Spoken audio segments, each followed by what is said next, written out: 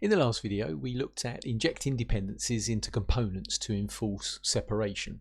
And now I want to show you how those dependencies can be resolved. I'm continuing with the .NET Core Web API example.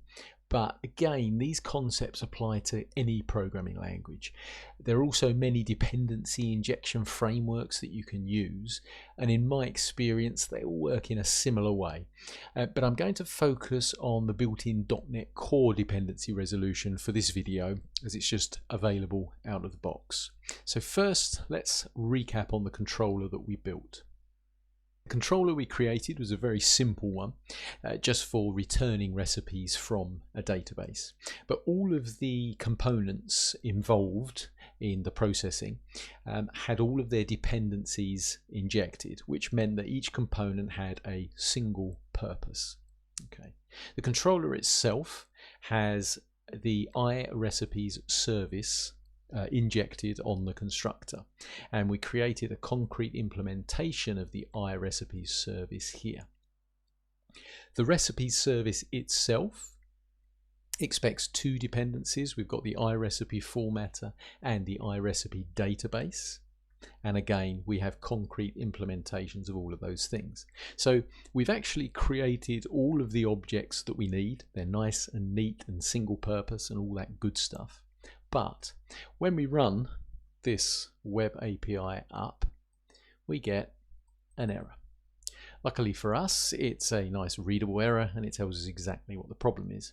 It's unable to resolve service for type iRecipes service.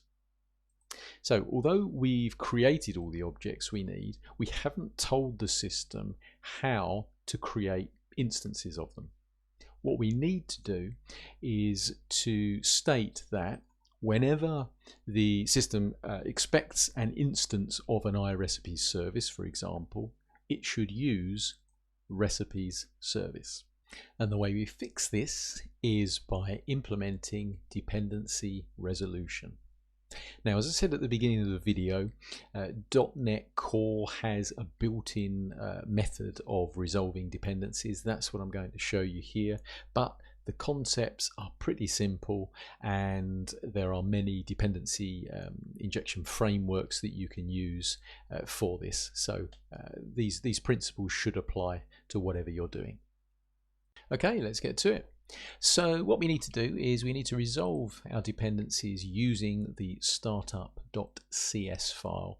This is a file that will get created automatically if you use the .NET Core Web API template when you're creating the project, and it will get called automatically when the Web API fires up, and the various configuration and collections will get passed through. Now, the way we resolve these dependencies in .NET Core is to use this services object. So there'll be something similar in whatever dependency injection framework you use, but here we're using the services. So what we'll do, just to keep everything as tidy as possible, we'll create a separate method down here, and we'll call it resolve dependencies. And we'll add all of our code down here. Now, I know that I need this iService collection, so I'll just copy that here as well. And then finally, we'll call that method and pass through the services. Okay, now we need to resolve them. The first thing that you need to think about when resolving dependencies is the lifetime of the components. Now, the first dependency that we'll be looking at is the iRecipes service, so it's this concrete implementation. And this component can be reused. It can be created once for the lifetime of the Web API and then just reused any time after that. So we can define it as a singleton, and we do that by using the add singleton method.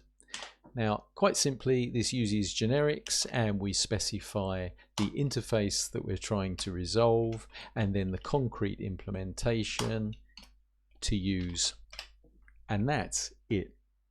So what that's doing here is it's telling the system that whenever you need to create an instance of an iRecipes service, then use the recipes service concrete implementation. What's more is it's telling it to then persist that as a singleton. So it will create the instance of the recipes service the first time it's called and then reuse that instance whenever it's called again. Now we've resolved that dependency, let's run the web API again and see what happens. We get an error, but it's a different error. So it's attempting to resolve the recipes service, but it's unable to resolve the iRecipe formatter. As you may recall, to initialize the recipes service, we require an iRecipe formatter and an iRecipe database. So quite simply, go back to the startup class and we add in our missing dependencies. For now, we'll add everything as a singleton, and we'll talk about the others in a moment. And we need an implementation of iRecipe formatter, which is the HTML recipe formatter. And then we need an implementation of the database. So iRecipe database, which is implemented by recipe database. So there it is. So let's run it again and see what happens.